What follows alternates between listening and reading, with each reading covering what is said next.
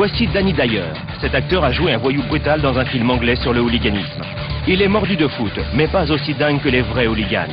Son interprétation convaincante lui a valu leur respect, mais également l'occasion unique de pénétrer dans leur monde sombre et dangereux.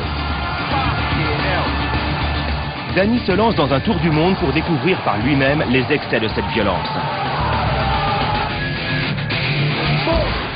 Il sera au cœur de l'action et nous emmènera en première ligne, au beau milieu des émeutes, du gaz lacrymogène et même des coups de feu. C'est pas vrai. Suivez-le dans cette plongée infernale chez les hooligans.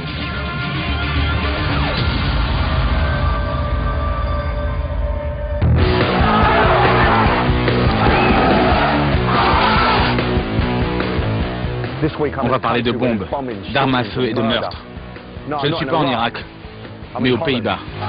On chiotte! Je veux savoir pourquoi un des pays les plus tolérants et libéraux au monde abrite certains des hooligans les plus violents.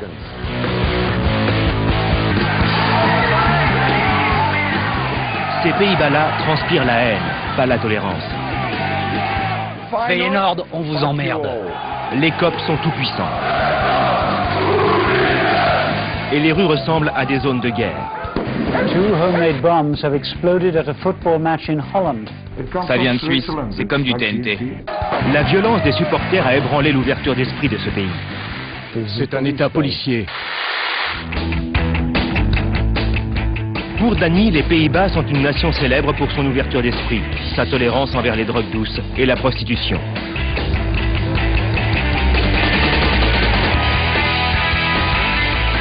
Pourtant, Amsterdam a un passé plus que tourmenté.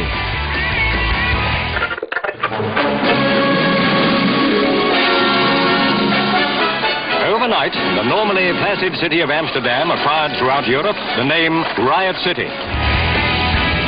De 1960 à 1980, le pays a été le théâtre d'émeutes violentes. Les gens n'affrontaient pas l'armée pour protester contre la guerre, mais pour obtenir le droit au logement. Les Hollandais ont un certain goût pour la violence qui a trouvé un terrain d'expression idéal dans les stades de football.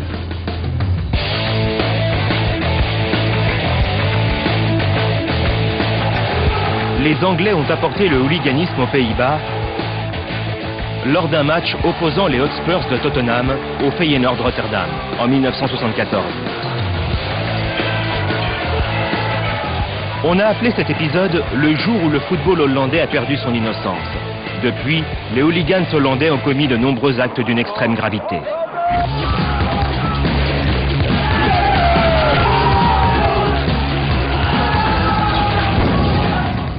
Il y a beaucoup de hooligans aux Pays-Bas, mais il y a 4 clubs en particulier qui sont très touchés par le phénomène. La Haye, l'Ajax, Utrecht et le Feyenoord. Leurs hooligans posent beaucoup de problèmes. D'autant plus qu'autour d'un noyau très dur gravite toute une frange d'individus enclins à la violence qui n'hésitent pas à se joindre aux bagarres de temps à autre. Pour résumer, les 4 groupes de hooligans principaux sont les supporters de l'Ajax d'Amsterdam, du Feyenoord Rotterdam, du FC La Haye et du FC Utrecht. Ces 4 entités se livrent une guerre sans relâche depuis des années. Ils peuvent être très dangereux. J'ai rencontré certains hooligans qui m'ont affirmé que s'ils croisaient certains individus des membres d'un groupe rival, par exemple, ils n'hésiteraient pas une seconde à les tuer. Ils se fichent d'aller croupir 10 ans derrière les barreaux d'une prison. Les hooligans néerlandais sont plus sérieux que ne le pensait Danny. Gagner leur confiance ne sera pas facile. La capitale du pays, Amsterdam, est une ville très touristique. Quant aux hooligans de son club de football, l'Ajax, le plus grand en Hollande, ils jouissent d'une réputation terrible. Impressionnant, pas vrai? C'est pas aussi beau qu'Upton Park, mais ça en jette quand même. L'Ajax d'Amsterdam est un club historique, où ont éclos certains des plus grands joueurs de l'histoire de ce sport. Ça, c'est Van Basten. C'est un héros. Quant aux hooligans de l'Ajax, ils répondent au nom de F-Side. C'est marrant, ça. Il est interdit d'apporter des klaxons Des bouteilles en verre, bien sûr, et des canettes. Mais si t'as une lame, un couteau, un surin dans tes poches, tu peux entrer tranquille. Les grands rivaux de F-Side sont les supporters du Feyenoord. Ceux de l'Ajax détestent ceux du Feyenoord, et réciproquement. Apparemment, ça vient du fait que ce sont les deux clubs les plus importants du pays. Ces groupes comptent beaucoup de membres et ils se détestent. L'Ajax est le club de la capitale, le Feyenoord celui de la deuxième ville du pays, Rotterdam. Bien que 80 km à peine les séparent, il y a un monde entre Amsterdam et Rotterdam. Leur rivalité est liée à leur statut. Rotterdam est une ville ouvrière construite autour de ses quais et de son port. Amsterdam est plus cosmopolite et bourgeoise. Quand la crise industrielle a frappé le pays, Rotterdam a subi un fort déclin économique, alors qu'Amsterdam s'est enrichi. Ce ressentiment alimente encore la rivalité entre les deux cités. En fait, Rotterdam reste une ville provinciale. C'est la plus grande ville des Pays-Bas, mais elle n'a jamais eu le même statut que sa rivale Amsterdam. Et ce constat est encore plus flagrant dans le contexte particulier du football. L'Ajax est le club le plus titré du pays, toutes compétitions confondues. Et il domine ce sport depuis près de 30 ans. Feyenoord est loin derrière. Bien entendu, ça n'arrange pas le ressentiment des supporters. Danny aura l'occasion de vivre au plus près cette rivalité légendaire à l'occasion d'un match de championnat opposant le Feyenoord à l'Ajax.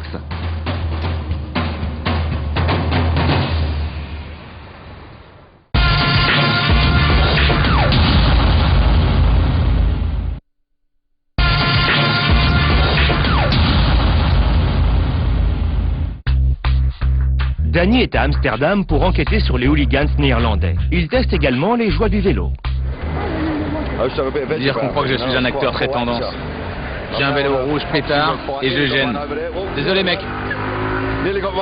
Ce billard a failli me renverser. La honte. À toutes. L'Ajax et le Feyenoord sont de grands rivaux. Danny veut comprendre pourquoi ces deux clubs sont à ce point ennemis. En 1989, cette rivalité a explosé au grand jour, littéralement. Two homemade bombs have exploded at a football match in Holland, injuring 19 people, 9 of them seriously. Les supporters de Rotterdam ont attaqué ceux d'Amsterdam avec 2 bombes artisanales pleines de clous. Le stade de l'Ajax ressemblait au théâtre d'un attentat. On a dénombré 14 blessés, mais heureusement aucun mort. L'événement a été largement couvert par les médias internationaux. Holland is fast taking over as Europe's most troubled footballing nation. Cet épisode a marqué un tournant. Les autorités ont importé les méthodes britanniques de sécurité pour faire face au hooliganisme. Suppression des places debout dans les stades, séparation des supporters et vidéosurveillance. Mais aucune de ces mesures n'a eu l'effet escompté. La violence a quitté les stades pour s'exprimer dans la rue.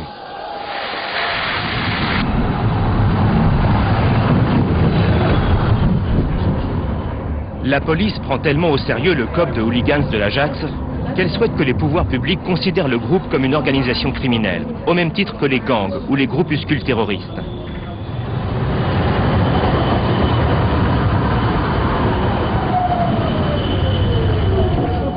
Certains de ses membres ont accepté de parler à Danny, à condition que leur visage reste caché.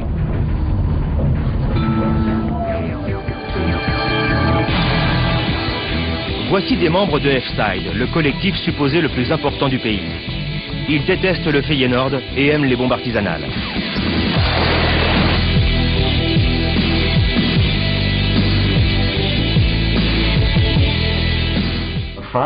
Feyenoord, c'est l'éternel deuxième.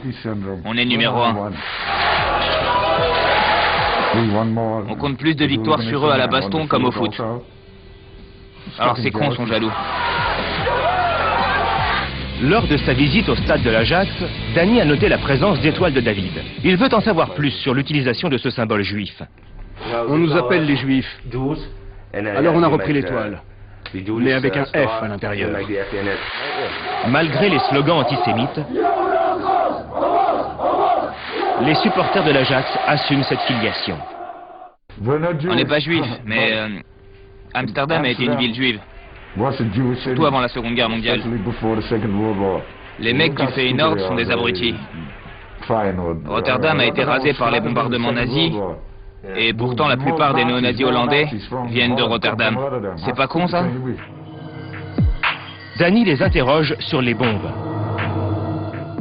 T'as une bombe, tu l'as fait péter. Mais on fait pas comme ceux du Feyenoord, on met pas de clous dedans. Dès qu'ils entendent la détonation, les gens hurlent. Ils adorent ça. Sérieux. Dès que tu vois de la fumée et que ça fait boum, ça déchire tout. C'est pour dire à ceux d'en face qu'on est prêts. Vas-y toi, montre-leur.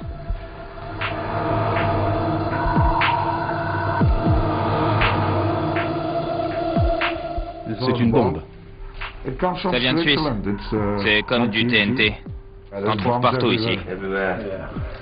C'est les mêmes raisons que pour trouver une arme. Ils nous font un truc. On leur rend le centuple. C'est pour tout le monde pareil. Voici le hooliganisme à son paroxysme.